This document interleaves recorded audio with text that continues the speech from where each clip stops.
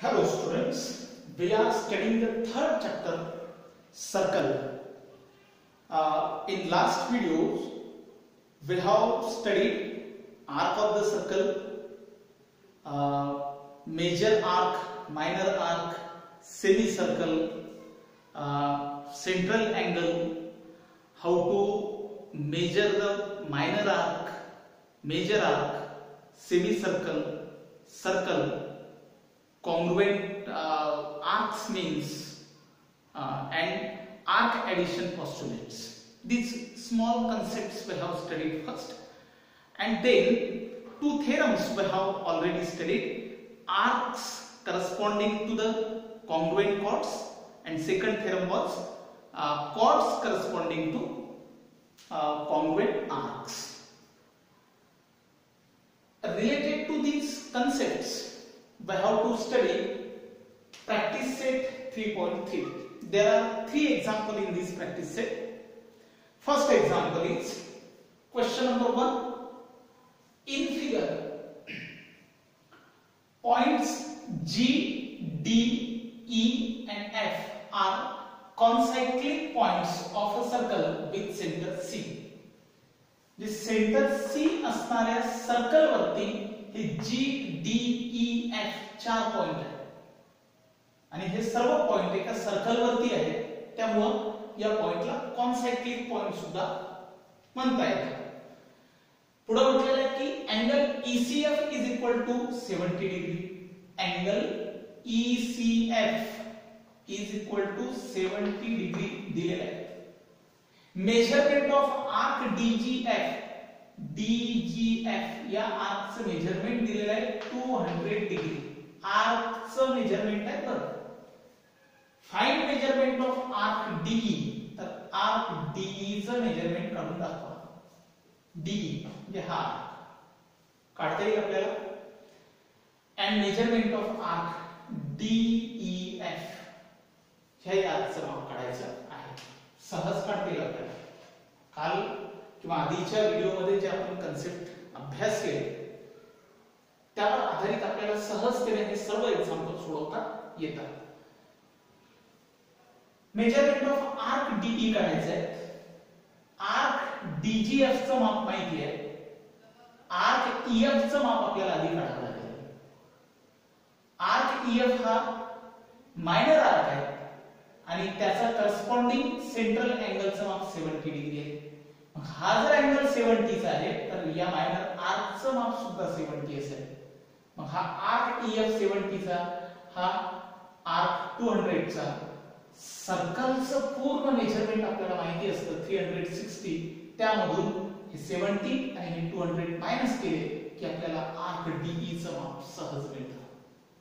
आणि एकदा की आर्क DE चं माप मिळालं की नंतर आर्क DEF चं माप सुद्धा आर्क ऍडिशन पोस्टुलेटने सहज काढता येतं. हे आपल्याला फिगर करून लक्ष द्यायला पाहिजे. म्हणून आधी अभ्यास करायचा आणि नंतरच एक्झाम्पल सोडवायचे. मग आता पहिल्यांदा आपल्याला आर्क EF काढून आपल्याला माहिती आहे measurement of arc EF is equal to central angle ECF. Central angle ECF because definition of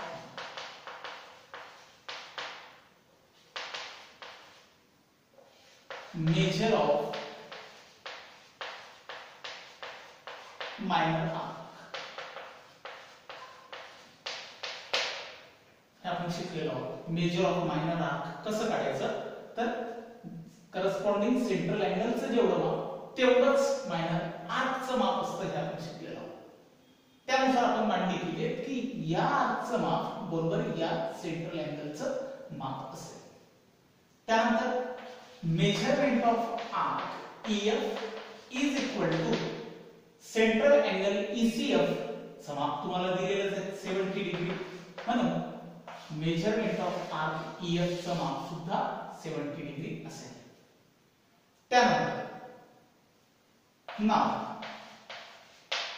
आता आपण एक कन्सेप्ट वापरू.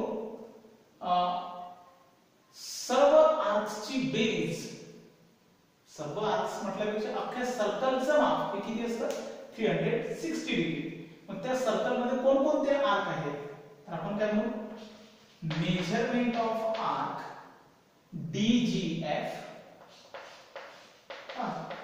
Plus measurement of arc EF plus measurement of arc DE is equal to 360 degree. हा arc अधिक हा arc अधिक हा arc, हे तीनही आर्कची बेरीज बरोबर 360 डिग्री का आहे कारण आर्क्स ऑफ अ सर्कल, एकाच सर्कलचे हे सर्व आर्क आहेत, एकाच सर्कलचे आर्क आहेत, त्यामुळे सर्व आर्कची बेरीज ही 360 डिग्री मिळते. मेजरमेंट ऑफ आर्क DGF किती दिलेले आहे 200 plus measurement of arc EF किती काढलेले आहेत आपण 70 plus measurement of arc DE काढायचे आहे is equal to 360. 200 plus 70 270 plus measurement of arc DE is equal to 360. Measurement of arc DE is equal to 360 minus 270. Measurement of arc DE is equal to 90 degree. म्हणून या arc DE चं माप काय असेल 90 degree. असं सहज आपल्याला सोडता येतं. त्यानंतर विचारलेले आहेत आपल्याला मेजरमेंट ऑफ आर्क DEF. मग आर्क DE 90 चा आहे, EF 70 चा आहे. आर्क एडिशन पोस्टुलेट ने आर्क DEF चं माप मिळतं. मग काय नाव measurement of arc DEF is equal to measurement of arc DE plus measurement of arc EF.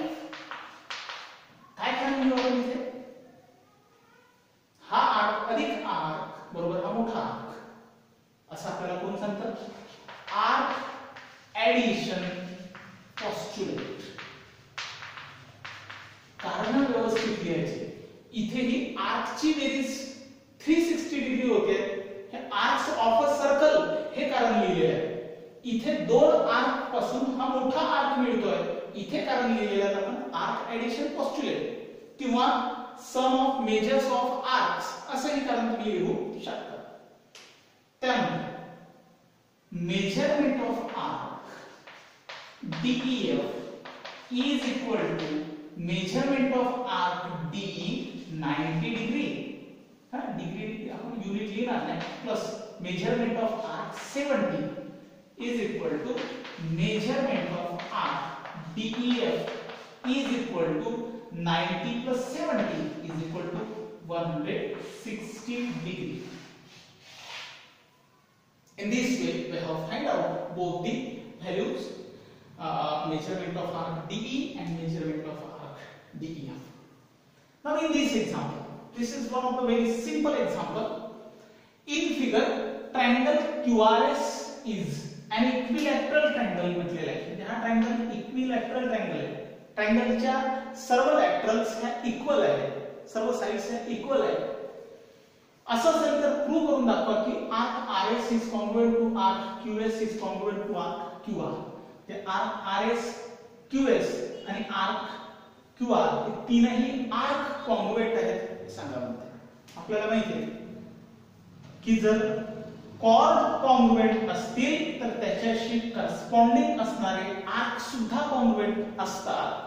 असं आपल्याला कोणता थेरम सांगत होता arcs corresponding to congruent chords. म्हणून आपण काय म्हणू आपल्याला माहिती आहे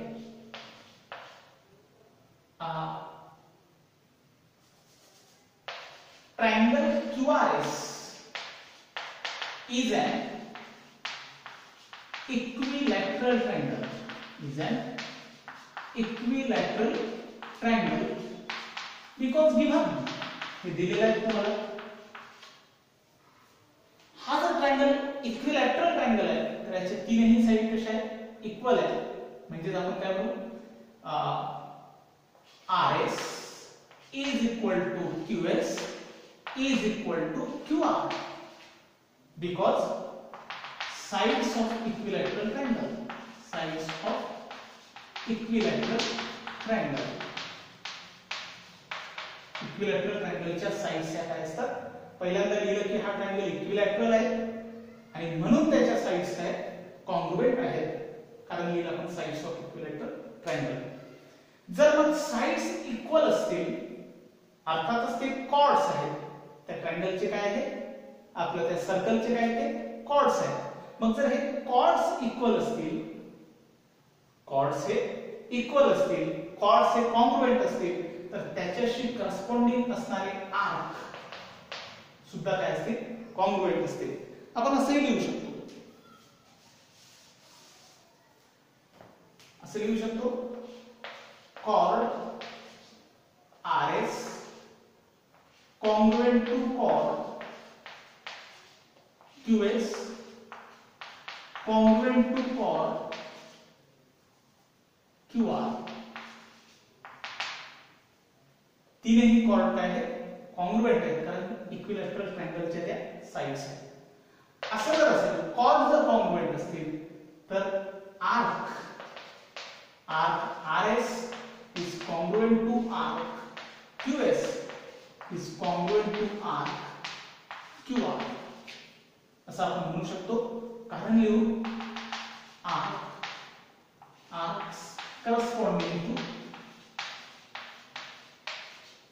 arcs corresponding to congruent chords. Congruent कॉर्ड्सचे करस्पॉन्डिंग आर्क्स आहेत, म्हणून तेही कॉन्ग्रुएंट आहे. आणि हेच आपल्याला पहिलं प्रूव्ह करून दाखवायला सांगितलं. दुसरं प्रूव्ह करून दाखवायचं आहे की मेजरमेंट ऑफ आर्क क्यू, आपलं QRS या आर्कचं माप 240 डिग्री आहे, हे काढून कसं सोडवू आपण. आपल्याला माहिती आहे, याला आपण हे जे प्रूव्ह केलंय याला इक्वेशन नंबर 1 देऊ, ठीक आहे. आणि आपल्याला माहिती आहे की सर्कलच्या सर्व आर्क्सची बेरीज ही 360 डिग्री असते. म्हणजे आपण काय म्हणू, measurement of arc RS plus measurement of arc QS plus measurement of arc QR is equal to 360 degree, because arcs of a circle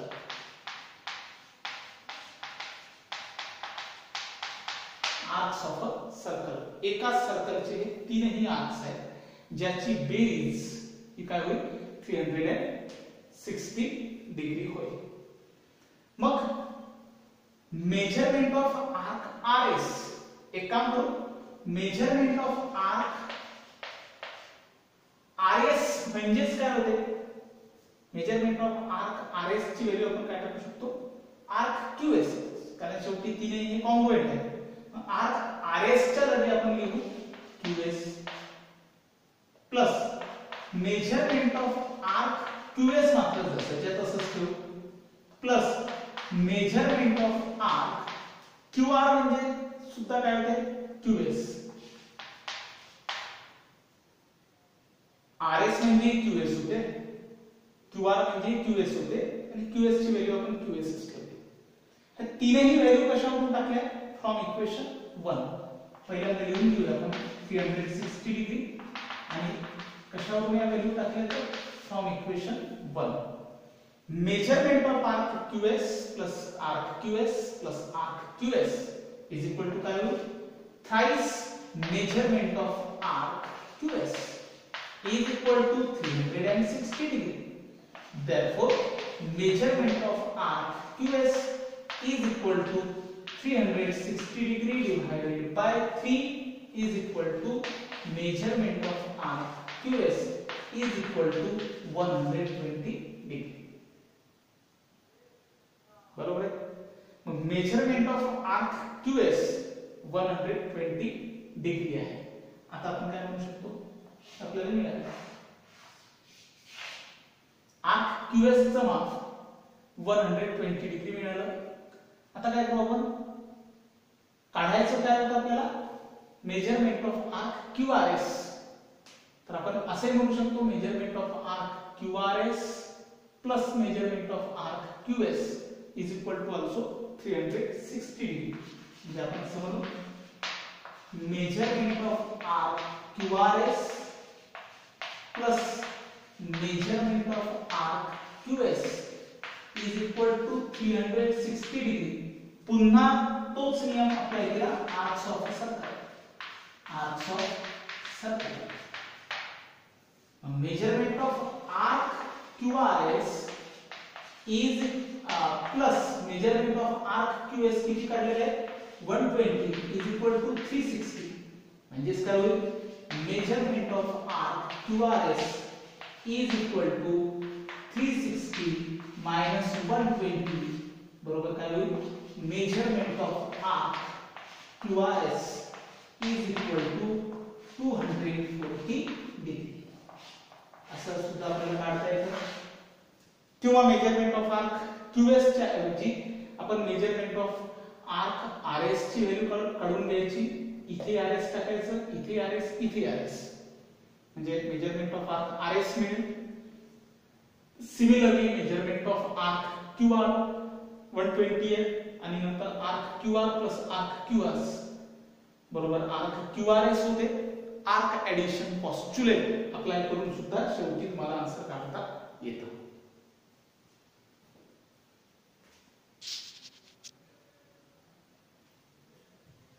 Last question of this practice set. Simple example है. In figure, chord AB congruent to chord CD. म्हणजे chord AB आणि chord CD दोनही chord congruent आहेत हे आपल्याला स्पष्टपणे सांगितलेले आहे. हा chord आणि हा chord दोन्ही chord congruent आहेत.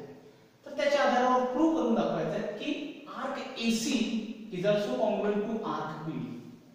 दिलेलं आहे की chord AB आणि chord CD congruent आहे. प्रूव्ह करून दाखवायचं आहे arc AC आणि arc BD congruent आहे. सहज सोडून जाईल आपल्याला माहिती आहे की chord AB is congruent to chord CD. ठीक आहे, जे आपल्याला ऑलरेडी दिलेलं आहे. जर मग एखाद्या सर्कल मधले chord कॉन्ग्रुएंट असतील तर त्याचे करस्पॉन्डिंग आर्क सुद्धा काय असतात, कॉन्ग्रुएंट असतात. असं आपल्याला arc corresponding two congruent chord हा थेरम सांगतो. म्हणून त्यानुसार आपण काय म्हणू, जर हे chord कॉन्ग्रुएंट आहे, chord AB आणि chord CD, तर आपण काय म्हणू, therefore measurement of arc AB किंवा सरस लिहू आपण therefore arc AB, ज्याला आपण arc AB नाही म्हणू, arc ACB म्हणू. arc ACB is congruent to arc CBD, congruent to chord CBD. कारण की आपण इथे arcs corresponding to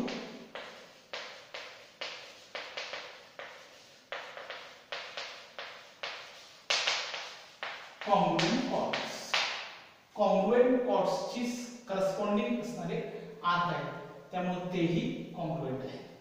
मग आता आर्क CBD म्हणजे काय होतं, आर्क CBD म्हणजे आर्क ACB म्हणजे काय होतं, आर्क ACB म्हणजे काय होतं, arc AC plus arc CB. काय म्हणू आपण, आर्क ACB च्या जागेवर आपण काय लिहू, arc AC plus arc CB. ठीक आहे, काय अप्लाय केलं आपण, arc AC plus arc CB is equal to arc ACB होतं. आर्क एडिशन पोस्टुलेट अप्लाय केलं. कॉन्ग्रुएंट चं चिन्ह जसंच्या तसंच ठेवू. आर्क CBD चा विचार करा. आर्क CBD म्हणजे काय होते, arc CB plus arc BD, arc CB plus arc BD. याच्या जागेवर ह्या दोन व्हॅल्यू टाकल्या, याच्या जागेवर या दोन व्हॅल्यू टाकल्या, म्हणजे आपण काय केलं तिथे आर्क ऍडिशन पोस्ट्युलेट अप्लाय केला. आर्क ऍडिशन पोस्ट्युलेट अप्लाय केला.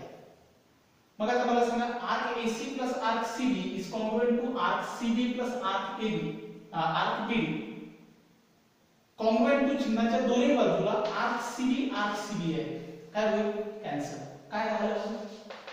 Arc AC is congruent to arc BD आणि हेच आपल्याला प्रूव्ह करायला सांगितलं.